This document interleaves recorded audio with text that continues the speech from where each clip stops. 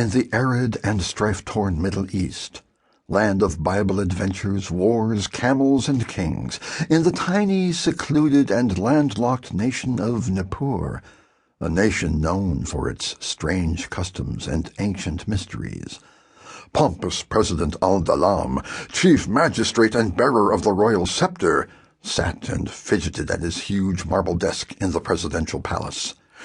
An incredibly wealthy oil sheik, President Al-Dalam always wore a long, diamond-studded purple robe, gold rings on his fingers, and a very impressive silk turban on his head. He loved being his country's president. He loved being rich. He loved being powerful. Right now, his huge desk was piled with important papers and business of state that needed his official attention. But he couldn't concentrate on any of those things. His mind was too flooded with thoughts of becoming even richer. An excited knock on the big double doors to his office interrupted his daydreams, and a voice called excitedly, "Mr. President, my liege!" Al-Dalam had been waiting all morning to hear that rough, raspy voice. "Gozan, come in, come in!" The big doors burst open, and in came Gozan, a bearded, rugged, desert rat of a man. Al-Dalam imagined a small cloud of dust escorting his assistant into the office. Gozan always seemed to have a common man air about him. Gozan removed his big straw hat and made a hurried, "Oops, I almost forgot," bow. "They have arrived," Gozan reported excitedly. The president rose from his desk, arms reaching heavenward in delight. "Ah, at last! Dr. Cooper's expedition is finally here! Now we will see what these Americans are capable of. Tell me, how many men did he bring?" Gozan started counting his fingers as he watched faces in his mind. The president was impatient. "Well, how many are in the expedition? He must have brought many, perhaps 30, 40 men." Oh, no, my liege. Only his children and 3 workers." "Children?" The president was obviously unhappy, and that always made Gozan feel a little edgy. Gozan tried to break the news gently. "Yes, not small children, mind you, a young man and a young lady." Al-Dalam slammed his fist on his desk and started pacing around the room, his purple robe flowing behind him like a peacock's tail. "What kind of fool is this Cooper?" the president fumed.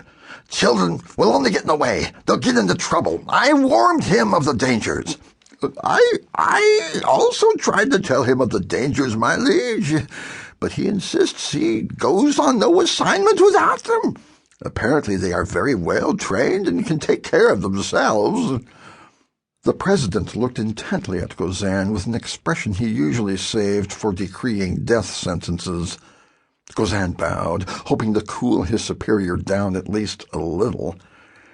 "Gozan, this is no task for children. It will take an army, not just 4 men and 2 children." Al-Dalam only shook his perplexed head.